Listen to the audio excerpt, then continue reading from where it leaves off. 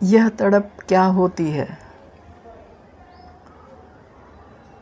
एक बार सद्गुरुदेव स्वामी शिवम तीर्थ जी महाराज जी प्रवचन कर रहे थे। विषय था तड़प तथा विरह। उस समय एक माता ने गुरुदेव से प्रश्न किया था कि यह तड़प क्या होती है। गुरुदेव ने उसके प्रश्न का उस समय समुचित उत्तर दे दिया। गुरुदेव ने अपने भजनों में भी लिखा है कि मेरे सीने में तड़पे दिल तेरे ही वास्ते प्रियतम, अगर तुम ना मिले तो समझ लो बेकार जीना है।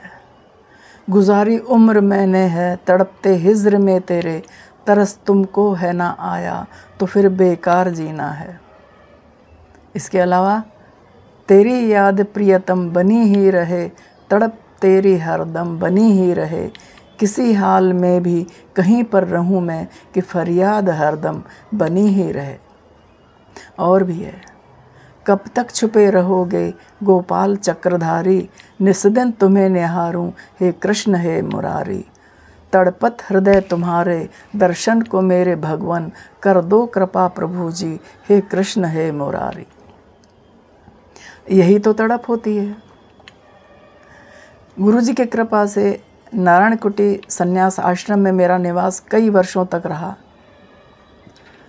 वे इंदौर कुटिया में विराजते थे। गुरुदेव का एक बार देवास आना हुआ। आश्रम में न आकर वे हमारे पूर्वाश्रम के भ्राता यानी वर्तमान में स्वामी सुरेशानंद तीर्थ के घर पर पधारे। मैं उस समय नारायण कुटी में ही थी। कुछ साधकों को गुरुदेव के आने का समाचार मिला, कुछ इससे वंचित रह गए। उनमें से मैं भी एक थी। लगभग 1 घंटे तक गुरुदेव वहीं रहे। जिन साधकों को पता चला वे द्रुत गति से गुरुदेव के दर्शनों के लिए चले जा रहे थे, परंतु मैं इससे बेखबर थी। गुरुदेव के जाने के पश्चात उनके कर कमलों द्वारा प्रदत्त प्रसाद मेरे लिए आश्रम में पहुंच गया। तब मैंने जाना कि गुरुदेव आकर चले भी गए। मेरा सारा शरीर कांपने लगा। बड़ी मुश्किल से अपने आप पर काबू पाया, आंसुओं को रोका। प्रसाद देने वाला मुझे प्रसाद देकर चला भी गया। मैं एक कटे वृक्ष की तरह बिस्तर पर गिरकर तड़पने लगी। उस समय मेरा वश मेरे स्वयं के ऊपर नहीं था। मेरी सांस मेरे अंदर ही रुक कर घुटी जा रही थी, ऐसा लग रहा था। आंसू लगातार बहे जा रहे थे। जो सांस निकल रही थी वह भी इतनी गर्म कि मुझे ही दग्ध किए जा रही थी। आंखों के आगे वीरानी सी छा गई। सब कुछ नीरस सारहीन सा लगने लगा। मेरी दशा गुरुदेव से क्या छुपी रह सकती है। थोड़ी देर के पश्चात ही मैं संयत हो गई, सामान्य हो गई। आश्रम में आरती का समय हो गया था। दुखी हृदय से मैं नीचे आरती में शामिल हुई, लेकिन भजनों का समय आया तो फिर वही स्थिति हो गई। भजन गाने के लिए मेरा भी नाम पुकारा गया, लेकिन उस समय मेरे मुख से भजन नहीं निकल सका। पहली पंक्ति गाने के बाद आंसू बहने लगे और गला रुंध गया। बड़ी विवशता थी। मठाधीश कुछ नाराज़ हो गए और उन्होंने मुझे कक्ष से बाहर जाकर रोने के लिए कहा। उस समय मुझे उस माता का स्मरण हो आया, माता की बात का स्मरण आया कि जो गुरुदेव से पूछ रही थी यह तड़प क्या होती है। तड़प ऐसी होती है, मुझे महसूस हुआ। देवास में रहते हुए एक बार साधनालय में 4-5 दिनों के लिए मेरा आना हुआ। उन्हीं दिनों ऐसा संयोग रहा कि गुरुदेव भी एक दिन साधनालय में पधारने वाले थे। हर बार की तरह इस बार भी मुझे पता नहीं चला। उस पर इस संसार के लोगों की यह अनुकंपा रही कि उसी दिन सुबह सुबह 2 साधक,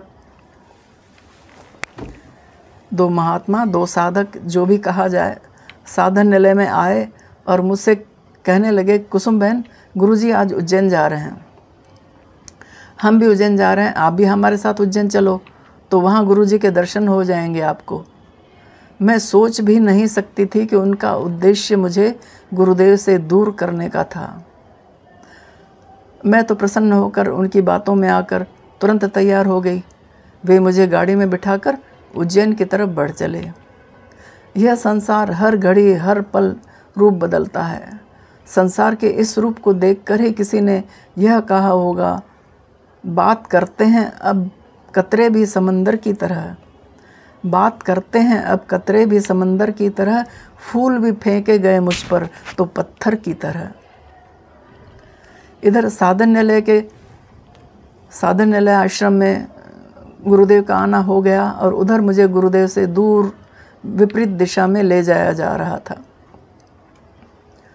उनके मन की बात को न जानते हुए मैं मन ही मन उनका बड़ा एहसान मान रही थी। यह जगत ऐसा ही है।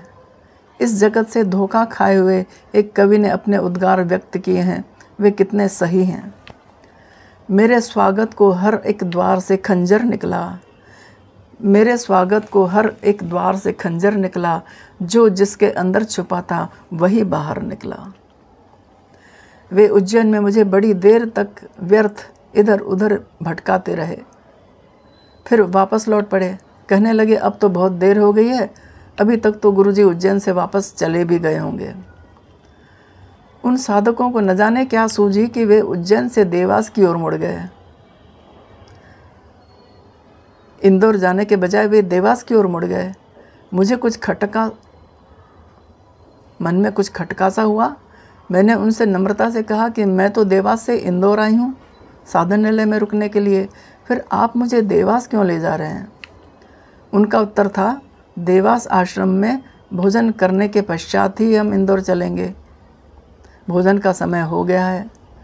मैं मजबूर थी, उनकी बात टाल न सकी। किसी ने ठीक ही कहा है, लहरें तो रास्ता बन गई किनारों ने धोखे दिए, लहरें तो रास्ता बन गई किनारों ने धोखे दिए, एक कांटा चुभा पाँव में सैकड़ों आदमी हंस दिए। देवास पहुंचकर किसी ने मुझसे कहा, आप यहाँ क्यों चली आई? गुरुदेव तो साधन्यालय में आए हुए हैं तथा उनका भोजन वहीं पर है। मेरे पैरों से ज़मीन खिसक गई। अब मुझे पूर्ण विश्वास हो गया कि इस बार भी मैं छली गई थी। लेकिन किससे शिकायत करें? इस संसार ने किसको छोड़ा है? ऐसा कोई व्यक्ति है जिससे उसने निभाई भी हो? कहते हैं ना कि तुम्हारी बेवफाई का कोई शिकवा नहीं, तुम्हारी बेवफाई का कोई शिकवा नहीं, गिला तो तब हो जब तुमने किसी से भी निभाई हो। दुश्मनी जम कर करो, मगर इतनी गुंजाइश रहे कि जब कभी दोस्त बन जाए तो शर्मिंदा ना हो। इस संसार में किस पर विश्वास किया जाए? इसने कभी मुझे महंत बनकर ठगा है तो कभी गृहस्थ बनकर दगा दी है। दोपहर लगभग 2 बजे जब हम साधन्यालय पहुँचे तो 10 मिनट पहले ही गुरुदेव वहाँ से जा चुके थे। गुरुदेव की खाली कुर्सी, मेज और ज़मीन पर बिछी खाली दरी हमारी प्रतीक्षा कर रही थी। दूसरे शब्दों में हमारा मुंह चिढ़ा रही थी। यह सब देखकर मेरा हृदय रो उठा, मूक चित्कार कर उठा। मैं ठगी गई थी। कुछ निष्ठुर लोगों का हृदय मुझे ठग कर शीतल अवश्य हुआ होगा, परंतु उनकी इस ठगाई ने अनजाने में ही मेरे हृदय में गुरुदेव के प्रति विरह की धधकती ज्वाला को जगा दिया था। मेरे अंतर को एक स्थायी तड़प से भर दिया था। वह तड़प जिसे प्राप्त करने के लिए योगी भी तरसते हैं। जिसका सब कुछ लुट गया हो, उसी प्रकार मैं फटी फटी आंखों से खड़ी देखती रह गई। हृदय में सुलगती हुई वे ज्वालाएं मुझे उस समय उस माता के कथन की याद दिला रही थी जिसने कभी गुरुदेव से पूछा था, यह तड़प क्या होती है। गुरुदेव की खाली कुर्सी को जिस पर वे बैठे थे, मैंने प्रणाम किया। तब मुझे किसी की कही हुई बात याद आ गई कि अभी तक सुलगते हैं ज़ख्म रह गुज़ारों के, अभी तक सुलगते हैं ज़ख्म रह गुज़ारों के, कि इस तरह भी गुज़रे थे काफ़िले बहारों के। बहुत देर तक मैं इस घटना के विषय में सोचती रही। इस जगत को ही क्यों दोष दिया जाए? मुझ में ही कई कमियां होंगी जो गुरुदेव ने अपने दर्शनों से मुझे वंचित रखा। मुझ में ही कई दोष होंगे। मेरे हृदय में प्रेम तथा भक्ति का नितांत अभाव होगा। इसीलिए तो मुझे अयोग्य समझकर अपने से दूर रखा गुरुदेव ने। मुझे ब्रज के एक भक्त की कथा याद आ गई। सन 1893 के आसपास नंदग्राम में पावन सरोवर के किनारे एक कुटिया में एक भक्त भजन करते रहते थे। उनका नाम गौरदास बाबा था। वे प्रतिदिन फूल चुनकर लाते और उनकी माला बनाकर श्री कृष्णचंद्र जी को पहनाते थे। यह सेवा करते करते लगभग 5 वर्ष बीत गए। भगवान की कृपा का अनुभव ही नहीं हुआ तो वे श्री कृष्णचंद्र से रुष्ट हो गए, नाराज़ हो गए। सोचने लगे, कन्हैया का हृदय बड़ा कठोर है। इतनी ही सेवा यदि मैं श्री राधे रानी की करता तो वे अवश्य मुझ पर कृपा करती। राधे रानी का हृदय बड़ा ही कोमल है। मैं आज ही नंदग्राम छोड़कर बरसाने चला जाऊंगा। ऐसा सोचकर संध्या समय वे अपनी कुटिया से कंबल कंधे पर लाद कर बरसाने की ओर चल दिए। करीब 1 मील ही चले होंगे कि उन्होंने देखा कई ग्वाल बाल अपने अपने गवों को चराकर वापस लौट रहे थे। एक सांवले रंग के सुंदर बालक ने उनसे पूछा, बाबा तुम कहाँ जा रहे हो? बाबा का हृदय तो पहले से ही भरा हुआ था। सुनकर आंखें डबडबा आईं। बोले, हम बरसाने जा रहे हैं।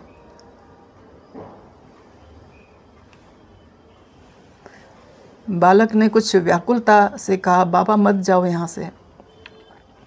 बाबा बोले, नहीं लाला, मैं इतने वर्षों से यहाँ पर रहा परंतु मुझे कुछ नहीं मिला। अब और रहकर क्या करूँगा? अब की बार बालक ने अपने दोनों हाथ फैलाकर उनका रास्ता रोकते हुए कहा कि नहीं बाबा, मान जाओ, यहाँ से मत जाओ। उसकी बात सुनकर और उसकी चेष्टा देखकर बाबा कुछ झुंझला से गए। उन्होंने कहा, बच्चे क्यों उधम मचा रहे हो? मेरा रास्ता छोड़ दो। बालक ने तनिक ऊंचे स्वर से कहा, तो बाबा मेरी फूलों की सेवा कौन करेगा? बाबा ने आश्चर्य से देखा, कहा, तुम कौन हो? ऐसा कहते हुए उन्होंने बालक की तरफ जो देखा तो वहाँ बालक नहीं था। न उसके साथी थे और न ही गायें थी। बाबा के प्राण रो दिए। हा कृष्ण कहकर रोते बिलखते वे ज़मीन पर लौटने लगे। अपनी चेतना खो बैठे, बेहोश हो गए।